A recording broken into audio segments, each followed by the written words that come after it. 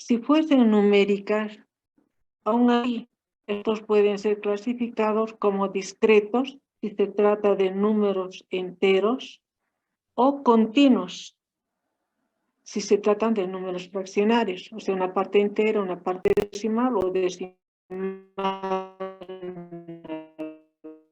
¿no? Y se dice que son cualitativas y estas a su vez se pueden clasificar en nominales y en ordinales. Nominales en el caso donde no se pueden ordenar, ¿no? Ejemplo, estado civil de una persona o profesiones. Por ejemplo, ¿quién podría decir si un ingeniero, un médico puede ocupar el primer lugar y de qué, ¿no? Entonces, hay algunas situaciones donde no se pueden ordenar, ¿verdad? Ordinales sí, tiene cierta jerarquía, ¿no? Como primero, segundo, tercero, cuarto, ¿no? Entonces se puede ordenar. Bien, nos vamos a ingresar al segundo tema, organización y presentación de los datos, distribución de frecuencias y representaciones gráficas, ¿no? Bien, lo primero, dice, cuando disponemos de un conjunto de datos, debemos identificar, uno, la característica que representan dichos datos. Por ahí son datos que se refieren a edades, a peso, a estatura, ¿no? O sexo, o tipo de profesión, estado civil, ¿no? O sea, ¿a qué tipo de característica se refiere? Esa característica nosotros le damos el nombre de variable, ¿no? Entonces lo vamos a colocar seguramente una edad, lo vamos a esa característica, en el caso de que si se tratase de edad, seguramente en la parte superior vamos a colocar como edad, ¿no? O nacionalidad, ¿no? ¿Qué tipo de nacionalidad tiene? Por ejemplo, esa debe ser una variable cualitativa y nominal, porque no podemos ordenar ahí, no están sujetas a un determinado orden. Por ejemplo, podría ser boliviana, peruana, chilena, brasileña, no sé qué sé yo, ¿no? Entonces, francesa, italiana, ¿no? Entonces, esas son variables cualitativas, son datos, obviamente, cualitativos, pero que no tienen cierto orden, ¿no?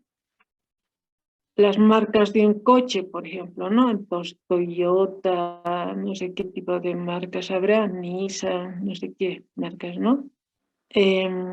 Grado de satisfacción con la universidad. Entonces, excelente, bueno, regular, malo, ¿no? O sea, hay diferentes tipos de variables. Bien, vamos a recordar. Es decir, entonces, ¿qué es la característica? Ya, cuando disponemos de un conjunto de datos, debemos identificar a qué tipo de característica corresponde. Y eso nosotros lo vamos a manejar como variables que representan estos datos, ¿no? Entonces, la población de la que proceden estos datos puede ser una población, si estos datos los hemos recogido en niños menores de 5 años. Por ahí nos interesa, digamos, la desnutrición en esos niños entre 0 y 5 años, ¿verdad? En todos los datos tenemos que recoger de esos pequeños, seguramente el peso, la estatura, ¿no? No sé qué otras características más se podría ver, ¿no? La edad en esos niños ya cumplidos, ¿no? Son menores que 5 años, por eso estamos hablando de niños de 3, de 4, de 2 años, ¿no? Entonces, especificar eso. Entonces, indicar la población. Niños menores de 5 años en la zona de tantos, ¿no? Entonces, ahí ya estamos especificando la población. La naturaleza de los datos, estos pueden ser cualitativos o pueden ser cuantitativos, les decía. En el caso de los datos cualitativos, ¿no? O categóricos también.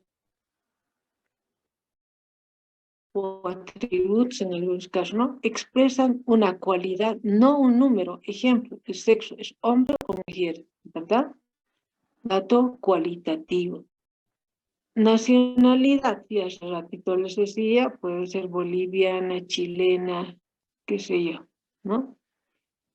Mexicana. Marcas de coche, ¿no? Ahí podemos también especificar. Grado de satisfacción. Son variables cualitativas. Algunas son nominales y algunas son, que hemos dicho, qué tipo de variables, ¿no? Dijimos, pueden ser nominales o ordinales cuando se refiere o se puede ordenar, ¿no? Grado de satisfacción, por ejemplo, podemos ordenar, ¿no? Bueno, excelente, qué sé yo, ¿no? Entonces, bueno, podemos ubicar antes que regular, por ejemplo. Regular antes que malo y malo antes que pésimo. Entonces ya puede sujetarse a cierto orden.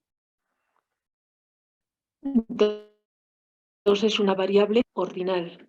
Sexo, nacionalidad, marcas de coches son variables cualitativas nominales, mientras que esta es una variable cualitativa pero ordinal. Las variables cuantitativas, números enteros, dijimos, ¿no?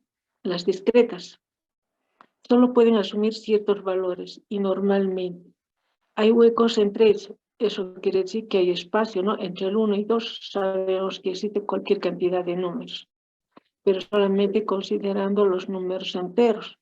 Son conteos normalmente. Ejemplo, número de asignaturas aprobadas. Hasta este momento, ¿cuántas asignaturas han aprobado? ¿No? Entonces pueden contar. Seguramente habrán aprobado, qué sé yo, 1, 2, 3, 4, 5, ¿verdad? O 6, 7, 8. Pero hasta este instante tener materias aprobadas de 5,5, por ejemplo, no existe esa posibilidad. Bien, entonces son números enteros, ¿no? Cantidad de hijos en una familia. Podrá tener 0 hijos si es que no tiene hijos, ¿no? 1 hijo, 2 hijos, 3 hijos, ¿no? Entonces se puede indicar por un número esos datos, entonces, por un número entero, quiero decir.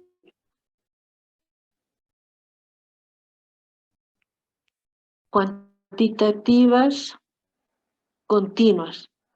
Eso es cuando son fracciones, ¿verdad? Puede asumir cualquier valor dentro de un intervalo. Normalmente representan magnitudes como longitud, ¿no? Longitud, ¿cuánto? 3,5 metros, 15 centímetros y algo, ¿no? Superficie, el área, por ejemplo, el volumen, el peso, el tiempo que se puede dar en fracciones. También hasta el dinero.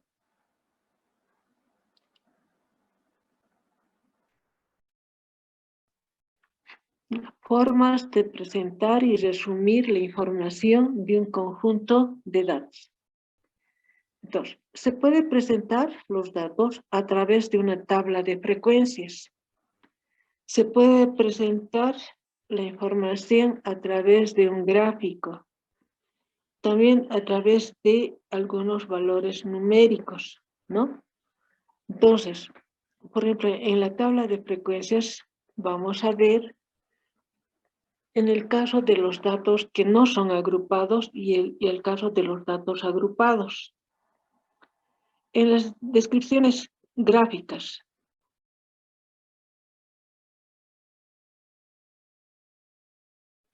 existen ya algunos gráficos específicos para variables cualitativas y para variables cuantitativas, ¿no? Entonces, de que viene el nombre, dice, ¿no? Gráficos para variables cualitativas o cuantitativas discretas. Variables para variables cuantitativas continuas, ¿no? Diagramas acumulados, gráficos temporales.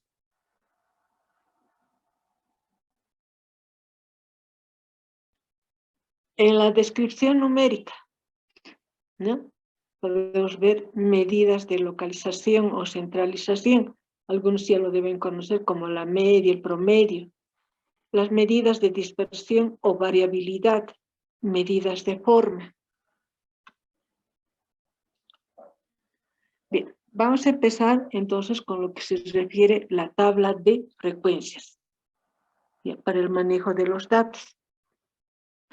Pues, intenta resumir la información recogida en la muestra de forma que no se pierda nada de información, o si se pierde tendría que ser muy poca.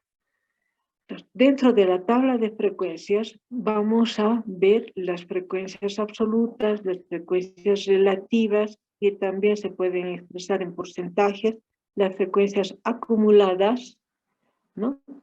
Tenemos dos tipos de frecuencias acumuladas.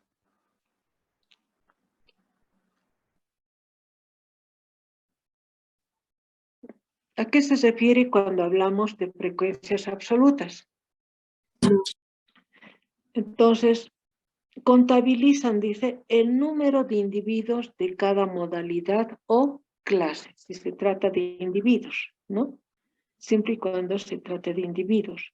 Contabilizan el número de individuos de cada clase o modalidad. Frecuencias relativas.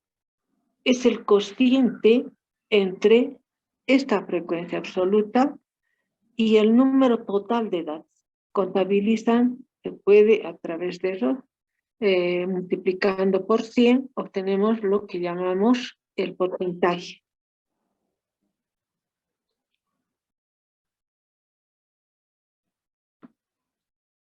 El porcentaje de individuos de cada modalidad. Ahora, una vez que ya hemos definido las frecuencias absolutas y las frecuencias relativas, podemos encontrar también sus frecuencias acumuladas, ¿no? Que contabilizan el número de individuos que toman un valor menor o igual que el dado en una modalidad. Esto tiene sentido solamente si los datos que estamos manejando son numéricos, no son cuantitativos.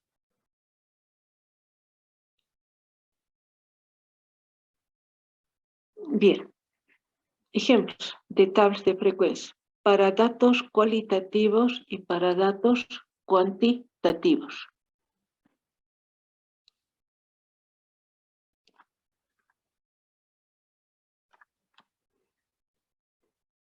Bien, organización y clasificación de datos. ¿Cómo vamos a organizar nuestros datos? Si hemos dicho, los tenemos que manejar en esas tablas de frecuencias.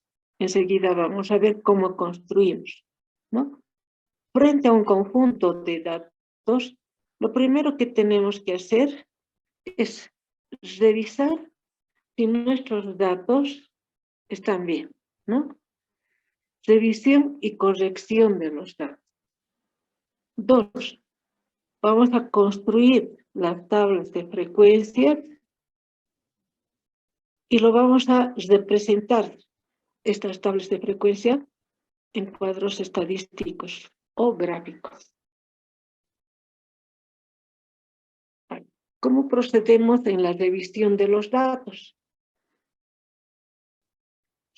Dice, la teoría nos dice, ¿no? Y esto está en muchos libros, dice, ningún análisis estadístico, por muy acabado y seguro que pensemos que esté, es capaz de suministrar respuestas adecuadas a un problema de estudio.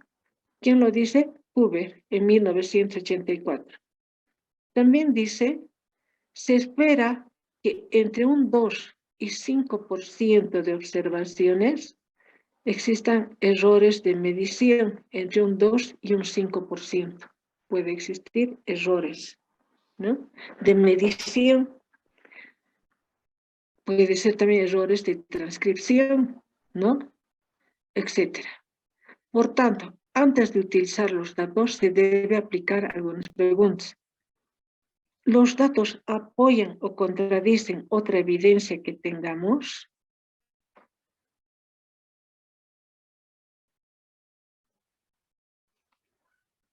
Nosotros ya como investigadores estamos viendo que existe un patrón de comportamiento. Si hay un dato que se sale de ese patrón, o muy alto o muy bajo, entonces nos tiene que llamar la atención, ¿no? Entonces algo está pasando, hay que revisar esos datos, ¿no?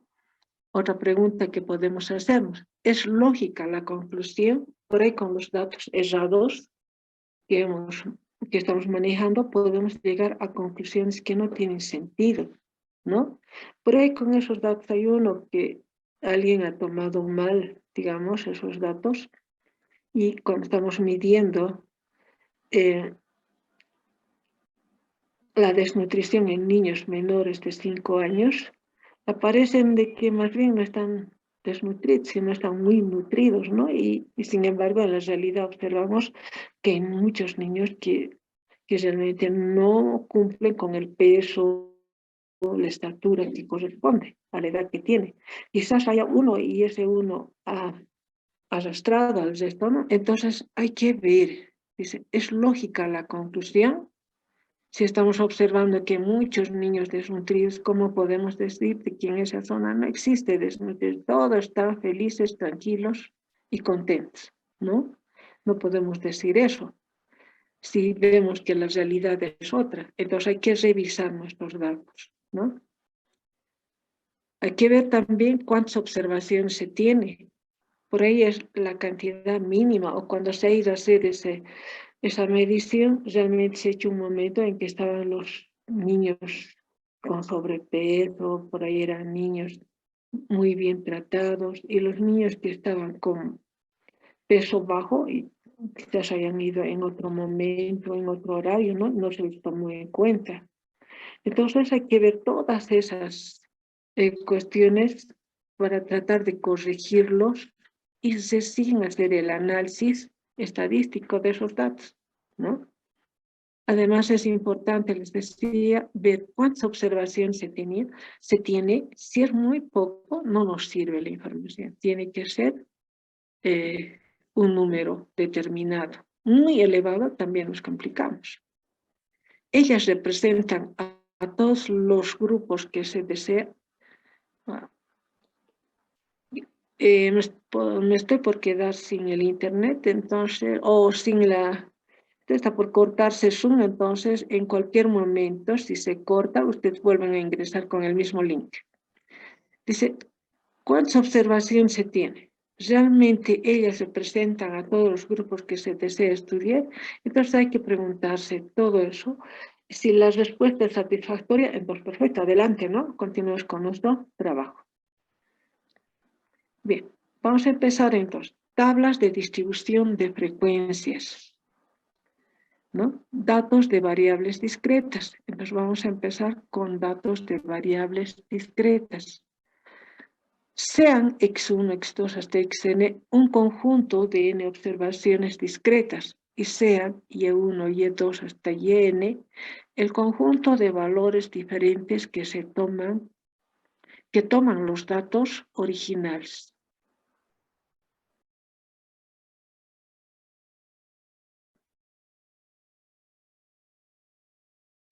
Bien, tenemos aquí otra definición. Dice, se llama frecuencia absoluta del valor y su pi al número de veces que aparece este valor en el conjunto de observaciones y se representa por f sub i. Lo anterior y esta lo vamos a ver con ejemplo. Por ejemplo, aquí sean x1, ya tenemos un conjunto de datos, ¿no? Donde algunos de ellos pueden ser también repetidos, ¿no? Por ejemplo, el número de hijos en una familia. Puede haber 2, 3 familias que tengan esos 3 hijos, ¿no? Entonces pueden haber algunos valores que se van a repetir. ¿Y qué son las Y1 y Y2 hasta las Y sub m? También van a ser variables que van a representar esos números enteros, pero solamente aquí. Si aquí hubieron familias que tuvieron 3 hijos y estas familias en número son 5, ¿verdad? Hay 5 familias que tienen 3 hijos, en otras palabras. Entonces, no vamos a anotar 3, 5 veces, simplemente un 3. Y ese 5 significará la frecuencia, la cantidad de veces que se está repitiendo ese dato, ¿no? Aquí tenemos a esa cantidad de veces que se está repitiendo, recibe el nombre de frecuencia absoluta. Entonces, se llama frecuencia absoluta del valor y al número de veces que aparece este valor en el conjunto de observaciones y se representa por F sub i. Vamos a ver aquí. Distribución de frecuencia absoluta. Todos los valores distintos. Por ejemplo, si se tratase de número de hijos, entonces 0 sería este primer valor, 1, 2, 3, no sé, hasta 6 o 7, ¿no? Podemos considerar número de hijos. ¿A cuánto de 0 hijos? Entonces, ese ha de ser el primer valor de F sub 1. Por ahí existen 2 familias, 3 familias, ¿no? Entonces el valor que se va a colocar ahí. Las veces que se repite ese 3 o ese 1, el número de veces que se repite colocamos en lo que corresponde a frecuencias absolutas.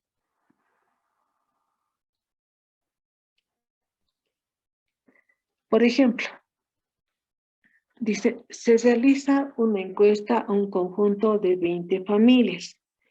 Aquí tengo 3, 4, aquí 4, aquí tengo 4, 4, 4, 5 veces. Hay 20 familias, por eso dice 20 familias.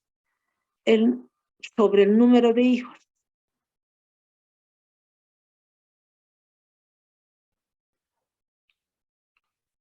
Dice, los resultados en ese orden, dice, obtenidos son. La primera familia tiene 2 hijos, la segunda tiene un hijo, la tercera 3, la cuarta 1, la quinta 1, la sexta 1, la séptima 3, la octava 0, la novena 2, la décimo 1, la décimo 1, 2, la décimo segundo 3, la décimo tercero 4, la décimo cuarto 1, la décimo quinto 1, la décimo sexto 2, ¿no? Y así sucesivamente.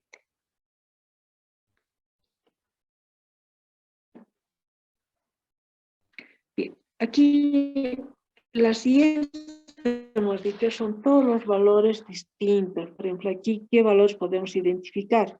El 0, Y1 tiene que tomar el valor de 0. El Y2, el número 1 que está también. El Y3 ha de tomar el valor 2, aquí también tengo, ¿no? El Y4, el 3 y el Y5, el 4. El máximo número de familia había sido 4, ¿no? Hay 4 familias que tienen 4 hijos, ¿no?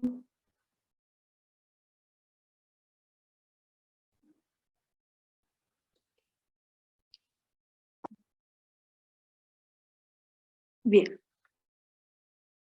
Entonces aquí hemos indicado el número de hijos. Ahora, te cuento. Muchas veces se maneja estos palitos, ¿no?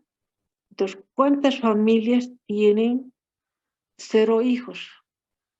Entonces busco ceros, aquí tengo y aquí, la familia 8 y la familia 17. Entonces seguramente ahí se va a colocar 2 palitos. Los que tienen un hijo, los observamos aquí hay 1, aquí hay el 2, el 3, el 4, el 5, 6, 7, 8, 9, 10, 6, 6, 6, 7, 8, pero un recuento, a ver, aquí tengo 4, 5, 6, 6, 6, 7, 8, ¿no? 8 familias que tienen un hijo. Entonces aquí está 5 y aquí 3. Entonces hay 8 familias que tienen un hijo. Los que tienen 2 hijos. Aquí hay 1, 2, 3, 4. 4 familias que tienen 2 hijos. Entonces, 2 hijos, 4. 3 hijos. Aquí hay 1, 2. 2 nada más. 3 hijos, hasta 4, ¿no? Aquí tengo 3. 3 hijos hemos dicho, ¿no? 1, 2, 3, efectivamente son 3. 3, no hay más, ¿no? Ahí está, 3 hijos. Los que tienen 4 hijos.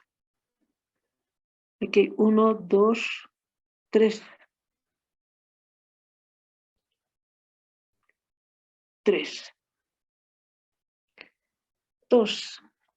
Los valores que van a representar son lo que llamamos frecuencias. ¿Cuántas familias tienen 0 hijos? 2, ¿no? Aquí hay 2 palitos. Aquí ¿cuántos? 8, ¿no? ¿Cuántas familias tienen un hijo? 8. ¿Cuántos tienen 4 hijos? 4. Perdón, ¿cuántas familias tienen 2 hijos? 4. ¿Cuántas familias tienen 3 hijos? 3. ¿Y cuántas familias tienen 4 hijos? 3. Esta suma me debe dar 20. Está claro, ¿verdad? Si tienen alguna duda, no duden, pueden cortarme, preguntar, ¿de acuerdo? Bien. En su generalidad ya no manejamos estos palitos, ¿no? Para el cuento. Directamente nos vamos aquí, ¿no? Bien. Interpretación de estas Fs, de estos. ¿Qué significa? ¿Cómo interpretamos? Entonces podemos decir, hay 2 familias que no tienen hijos. Hay 8 familias que tienen un hijo. Entre los 20 ya ustedes pueden adornar. Hay 4 familias que tienen 2 hijos. Hay 3 familias que tienen 3 hijos y 3 familias que tienen 4 hijos. ¿No?